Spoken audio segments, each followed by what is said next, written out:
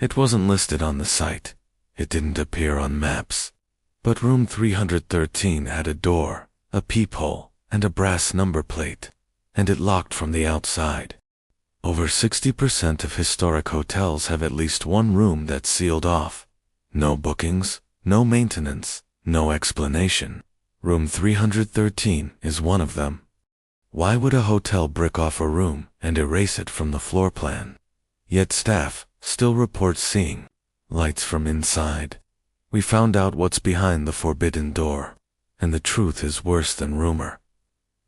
Would you stay in a room that doesn't exist on paper, but clearly exists in reality? Comment 313 if you'd enter, or nope if you'd turn around. You've probably heard of haunted hotel rooms, but room 313 isn't haunted. It's redacted, covered up, removed from every system, but still physically there. A door, a keyhole, a number plaque, nothing digital, nothing traceable, and it only locks from the outside. You won't find it on the floor plan. You won't see it on the booking website. Ask the concierge about it, and they'll smile blankly. We don't have a room 313, they'll say, and technically, they're right, because the hotel itself skips from 311 to 315. But if you walk slowly down that carpeted hallway, sometimes, from certain angles, you'll notice it.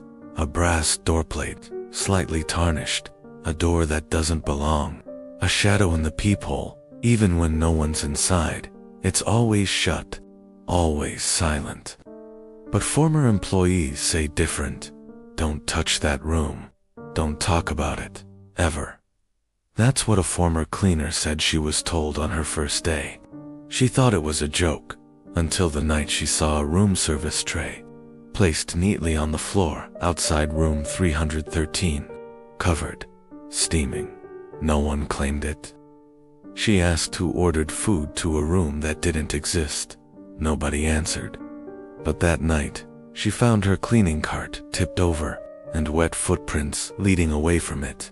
They stopped in front of room 313, then disappeared. You might think it's just an urban legend, but stories like this don't stay buried. They echo. Dr. Morrows, a psychologist who studies trauma and liminal spaces, says, when something's deliberately erased from architecture, it often leaves behind psychic residue, especially if something traumatic occurred there. She calls it liminal resonance, where a space becomes so emotionally charged, it acts like a memory battery. But this doesn't feel like memory. It feels like bait. Still here. That's a good sign.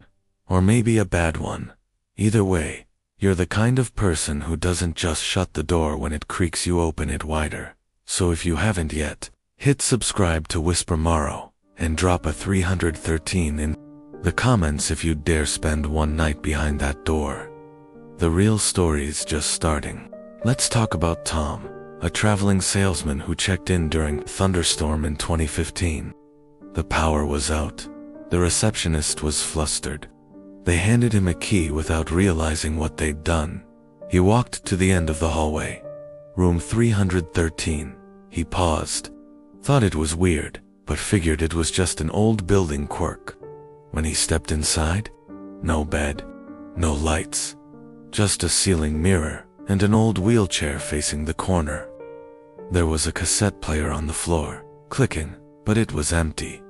He noped out, left the hotel. But for months afterward, he heard the clicking sound in his head.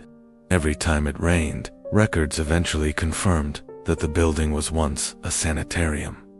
In the 1930s, one patient, filed as Subject 313, reportedly vanished from a locked room. The official report: no signs of forced exit. But when police investigated, they found deep scratch marks inside the ventilation system. Only one problem: the system didn't connect to anything. The duct ended in concrete, dead air. So how did he disappear? No one ever found out. Yet strange things keep happening.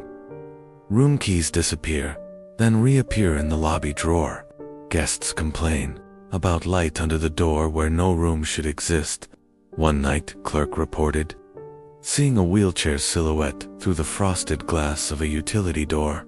There's no wheelchair on that floor. Not anymore. And still, no staff will talk about it. Not officially. Off the record, they whisper about a man who used to scream for days. They say the hotel built over the sanitarium, but never sealed the trauma. Just walled it up. Some rooms you leave behind, others leave a piece of themselves inside you. Room 313 has no check-in ledger, no cleaning log, no listed purpose, but it remembers, it repeats, and sometimes it waits for the same guest to come back.